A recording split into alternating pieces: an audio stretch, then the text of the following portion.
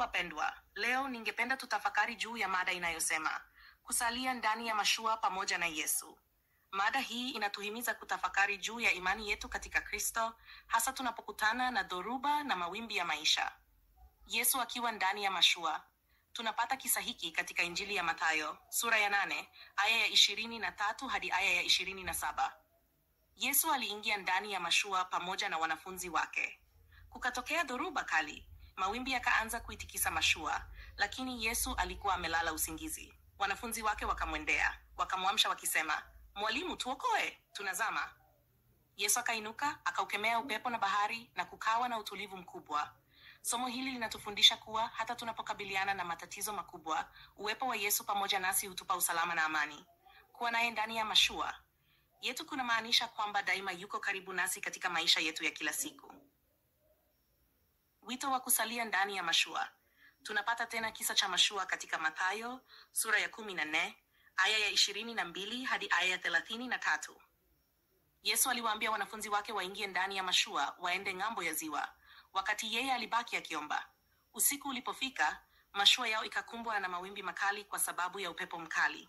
Yesu akawafuata akitembea juu ya maji. Petro akitamani kumfuata, alitoka nje ya mashua lakini akaanza kuzama kwa sababu ya shaka. Yesu akamshika mkono, kisha wakaingia ndani ya mashua na upepo ukatulia. Hii inatufundisha kuwa, ingawa tunaweza kushawishika kutoka nje ya mashua, haifai, kwa sababu kusalia pamoja na Yesu ndiko kunatupa amani, usalama na utulivu wa kweli. Mashua kama ishara ya kanisa. Mashua pia inaweza kufasiriwa kama kanisa, jumuiya ya waumini. Kusalia ndani ya mashua pamoja na Yesu kunamaanisha kubaki waaminifu ndani ya jumuiya ya Kikristo, hata pale tunapokumbwa na dhoruba za ndani au za nje. Tukiwa pamoja na Yesu kati yetu, tunaweza kuvumilia majaribu na kuendelea na safari yetu ya kiroho. Jinsi ya kuweka somo hili katika vitendo. Katika maisha yetu ya kila siku, tunakutana na dhoruba na mawimbi, majaribu, mashaka na mateso. Kusalia ndani ya mashua pamoja na Yesu kunamaanisha kumtumaini, kuamini kuwa yupo na kwamba anatukomboa na hatatuacha katikati ya matatizo yetu. Pia kunamaanisha kusaidiana na ndugu zetu wa imani, tukiendelea na safari yetu kuelekea ufalme wa Mungu. Hitimisho. Ndugu wapendwa, tukumbuke kuwa hata tunapokumbwa na dhoruba na mawimbi, Yesu yuko pamoja nasi ndani ya mashua. Uwepo wake hutupa utulivu na amani.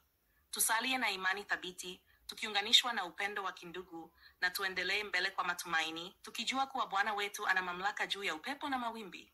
Mungu awabariki. Ikiwa ujumbe huu umekubariki, tunawaomba msajili katika huduma hii ya faraja, na mtakuwa mmeunga mkono kuendelea kwa kueneza neno la Mungu ulimwenguni kote.